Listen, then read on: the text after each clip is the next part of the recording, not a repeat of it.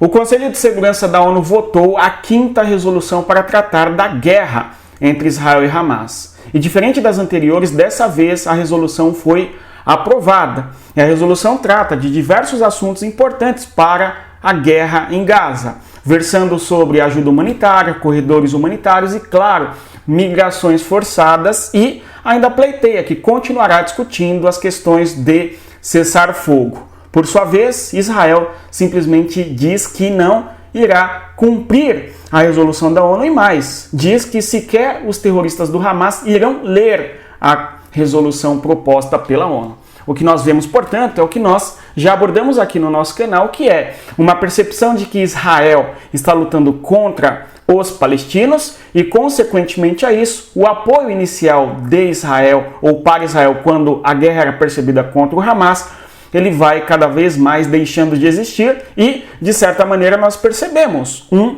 crescente isolamento de Israel no âmbito da Organização das Nações Unidas, e é sobre isso que nós iremos comentar no vídeo de hoje. Mas antes, eu gostaria de pedir a você que deixasse o like e se inscrevesse no nosso canal e divulgasse o conteúdo para quem gosta de geopolítica. E eu tenho um convite a você. No dia 24 de novembro do corrente ano, nós iremos fazer e celebrar a nossa gloriosa Black Friday, onde nós iremos fazer uma análise da geopolítica além das manchetes e teremos um cupom de desconto para os alunos que queiram ingressar no nosso curso de geopolítica. O link para se inscrever está aqui na descrição do nosso vídeo. Olá pessoal, tudo bem? Então vamos aqui falar de Israel isolado na ONU. Vocês têm aí uma fotografia da votação ocorrendo eventualmente no Conselho de Segurança da ONU, que é, na minha opinião, o órgão mais importante das Nações Unidas. Até porque, em última instância, a obediência se dá, sim, através da lei, mas sem dúvida a obediência também vem acompanhada da questão da dissuasão, da questão militar, e por isso, em minha opinião, o Conselho de Segurança da ONU é o mais importante órgão que existe naquela instituição, que tem diversos outros órgãos, conforme nós sabemos, a Assembleia Geral, o Secretariado, enfim. Então nós tivemos a resolução de Malta, que foi votada. Aqui nós temos no fundo aí um mundo no mapa, não é?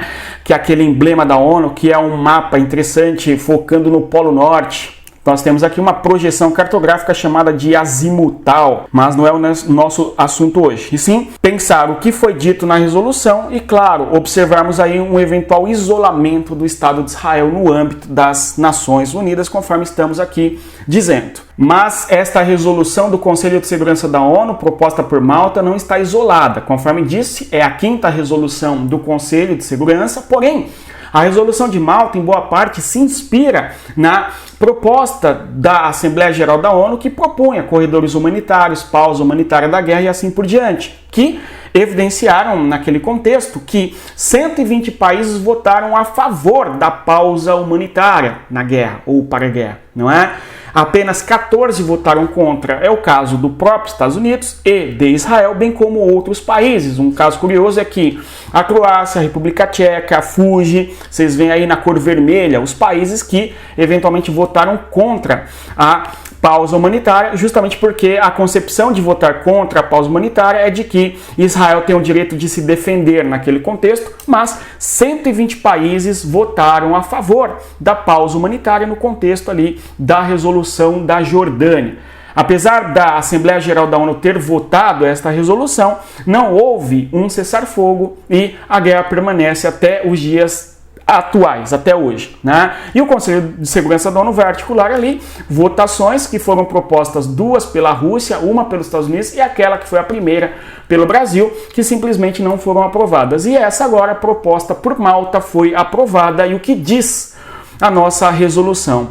A resolução propõe causas humanitárias, no caso, pausas humanitárias, tudo bem, para toda a faixa de Gaza. Então, toda a extensão da faixa de Gaza deve ter uma pausa de guerra, para que, à medida que há essa pausa, haja a possibilidade da libertação dos reféns, que estão sob o comando do Hamas. Então, há a proposta da pausa humanitária, que em alguma medida é uma espécie de cessar-fogo temporário, justamente para que haja a possibilidade de reféns serem libertados, né? Israel não concorda com isso, evidentemente. E, além disso, a ajuda humanitária que seria feita por agências especializadas da ONU. Nós temos diversas agências especializadas na ONU que tratam de diversos assuntos, não é? Bem como também nós teríamos a ação da Cruz Vermelha para melhorar a condição de vida das populações que ali vivem, prestando assistência na questão alimentícia, na questão da saúde e em outros aspectos da vida humana.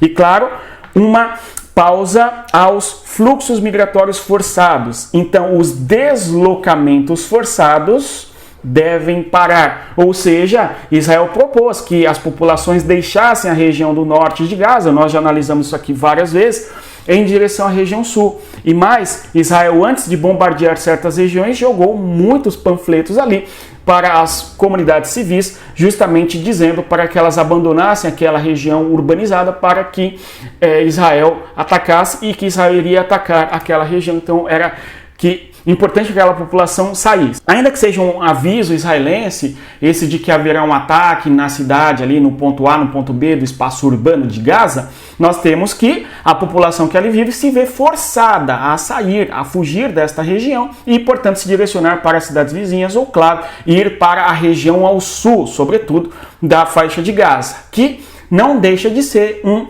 deslocamento forçado. Então você tem a proposta aqui, por parte da resolução da ONU, de que os deslocamentos forçados devem parar. E temos que ter, ato contínuo a isso, a abertura da faixa de Gaza para que entre bens essenciais. Água, evidentemente, não é isso? Água é, sem dúvida, um produto importante, essencial, bem como os alimentos e remédios.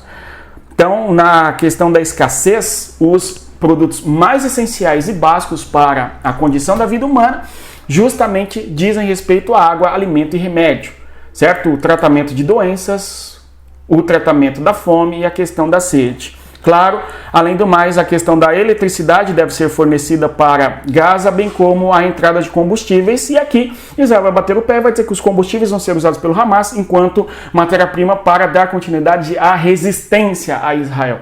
Ou serão utilizados ainda para lutar contra Israel, não para beneficiar a população civil.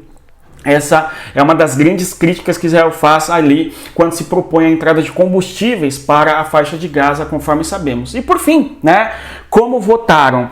Dos 15 países membros, são lá os 5 permanentes, conforme nós sabemos, Estados Unidos, China, Reino Unido, França e Rússia. Nós tivemos que 10 países são rotativos no Conselho de Segurança da ONU. É o caso da Albânia, Brasil, Equador, Gabão, Gana, Japão, Malta, que propôs esta resolução, Moçambique, Suíça, Emirados Árabes Unidos. Se bem que essa resolução não é tão diferente das demais propostas, E 12 países votaram a favor, incluindo 2 importantes, é o caso tanto da França quanto também da China, que são países que poderiam vetar, porque os países que são permanentes ali, eles têm o famoso poder de veto, mas nenhum deles vetaram. Temos aqui que os Estados Unidos, o Reino Unido e a Rússia são países que se abstiveram e, portanto, a resolução corre. E como houve uma maioria expressiva apoiando e votando, essa resolução é aprovada. E aí nós nos questionamos o que Israel irá fazer diante da resolução proposta pelo Conselho de Segurança da ONU. Simplesmente Israel diz que não irá cumprir. O embaixador de Israel na ONU, ele declara simplesmente que a resolução está desconectada da realidade. É uma resolução que não faz sentido, E diz ainda, eu destaquei aqui na cor vermelha, para que nós observemos, diz ele. Então ele vai dizer que Israel continuará a agir conforme as leis internacionais, ou seja, o que o Conselho de Segurança da ONU vota no entendimento de Israel está em contradição às leis internacionais. E mais ainda, diz que é lamentável, É lamentável que o Conselho de Segurança da ONU ignore e não condene, certo? Nem mesmo o massacre cometido pelo Hamas, Então é lamentável que não há uma condenação ao Hamas e não menciona o 7 de outubro, certo? E diz, por fim, ali, que a resolução é vergonhosa. Então nós temos aqui claramente Israel confrontando e se indispondo às propostas de pausa humanitária na guerra feitas ali agora, não somente pela Assembleia Geral da ONU, mas também feito pelo Conselho de Segurança da ONU, que tem o apoio de pelo menos 3 instituições agora da ONU. É o caso do Conselho de Segurança da ONU, é o caso da Assembleia Geral da ONU e o secretariado. Antônio Guterres já falou algumas vezes que Israel está excedendo, que os ataques do Hamas não foram isolados, etc. Então, a gente percebe que, ao menos no âmbito da ONU, Israel está isolado. É difícil saber quais serão as punições eventuais que vão propor a Israel, certo? A Turquia já busca, conforme o Tribunal Penal Internacional, que é fora do âmbito da ONU, claro, para condenação de Israel por crimes de guerra. A questão é que nós saímos de um apoio muito forte a Israel contra o Hamas para condenações cada vez maiores por parte das instituições contra Israel, as instituições internacionais. E observamos um isolamento sim, de Israel no apoio à sua guerra contra o Hamas.